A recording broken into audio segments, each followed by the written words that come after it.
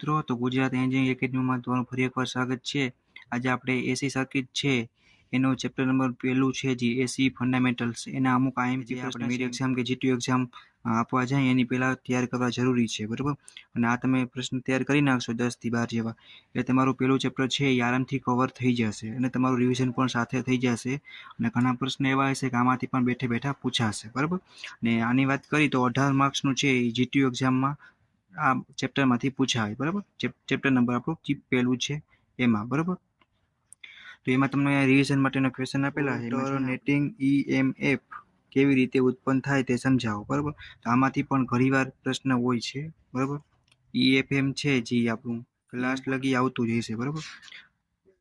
બીજામાં પ્રશ્ન છે એ આપણે સૂત્ર તારવવાનું કીધું છે, બરાબર। તો એ પણ પૂછાતો હોય છે। વિદ્યુત પ્રવાહની તાત્ક્ષણિક કિંમતનું સૂત્ર તેની મહત્તમ કિંમત, કોણીય આવૃત્તિ અને સમયના સંદર્ભમાં તારવવાનું કીધું, બરાબર। તો આ પણ એટલું ઇમ્પોર્ટન્ટ છે। એસી પદ્ધતિના ડીસી પદ્ધતિના ઉપરના ફાયદાઓ જણાવો, બરાબર। તો આ પણ ઘણીવાર પૂછાતો હોય છે। પછી જોવા જઈએ તો અમુક વ્યાખ્યા આપી છે, બરાબર, 2 માર્ક્સમાં પૂછાય। તો સાયકલ છે, તાત્ક્ષણિક કિંમત છે, એવરેજ વેલ્યુ છે, ફોર્મ ફેક્ટર છે, બરાબર। આ ઇમ્પોર્ટન્ટ છે। આમાંથી જીટીયુમાં 2 તો ઓછામાં ઓછી હોય છે, બરાબર। એટલે આ આખો પ્રશ્ન તમારે પહેલા ચેપ્ટર માટે ઇમ્પોર્ટન્ટ રહેશે, રેડી। બીજી વ્યાખ્યા છે મહત્તમ કિંમત છે, પીક ફેક્ટર છે, આવૃત્તિ છે, આ તમે ફિઝિક્સમાં ભણી ગયા છો। ફેઝ છે, કોણીય આવૃત્તિ છે, ફેઝ તફાવત છે, આવર્તકાળ છે, પાવર ફેક્ટર અને આરએમએસ વેલ્યુ, બરાબર। તો એટલી છે પૂછવાનો ચાન્સ રહે। પછી જોઈએ કે આરએમએસ વેલ્યુની કિંમતની વ્યાખ્યા આપવાની, બરાબર। અને પર્યાવર્તી સાઇન વેવની મહત્તમ કિંમતના સ્વરૂપમાં આરએમએસનું સૂત્ર તારવવાનું કહે, બરાબર, ઇક્વેશન। સરેરાશ કિંમતની વ્યાખ્યા આપો અને પર્યાવર્તી સાઇન વેવની મહત્તમ કિંમતના સ્વરૂપમાં સરેરાશ કિંમતનું સૂત્ર તારવો અને પર્યાવર્તી વીજ પ્રવાહ માટેનું નીચેનું સૂત્ર તારવવાનું કીધું, બરાબર। તો આરએમએસ કિંમત બરાબર 0.707 ગુણ્યા મહત્તમ કિંમત, બરાબર। તો પર્યાવર્તી વીજ પ્રવાહ માટેનું સૂત્ર તારવો, બરાબર। અને ઓલ્ટરનેટિંગ ક્વોન્ટિટીનું સદિશ નિરૂપણ સમજાવો અને તેની મર્યાદા એટલે કે લિમિટેશન લખવાની થાય, બરાબર। અને ઓલ્ટરનેટિંગ ક્વોન્ટિટીના સંદર્ભમાં ફેઝ અને ફેઝનો તફાવત સમજાવવાનો, બરાબર। તમારે આ પૂછવાનો ચાન્સ વધારે રહે। પરિણામી સદિશ મેળવવા માટેનું ગ્રાફિકલ પદ્ધતિ સમજાવો, બરાબર। તો આ પણ એક મેથડ એટલી ઇમ્પોર્ટન્ટ।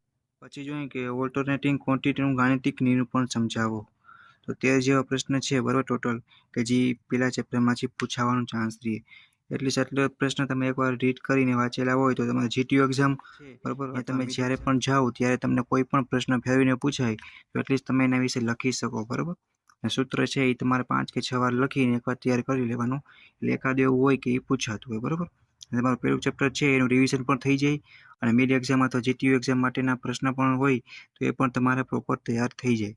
છતાં તમને કંઈ ડાઉટ કે ક્વેરી હોય તો તમે કોમેન્ટ કરીને પૂછી શકો છો, બરાબર। અને આવી રીતના આપણે બધા ચેપ્ટરના એમપી પ્રશ્ન છે જે તમને રિવિઝન માટે પણ કામ આવશે, જીટીયુ એક્ઝામ મિડ એક્ઝામમાં પણ હેલ્પફુલ થશે, બરાબર।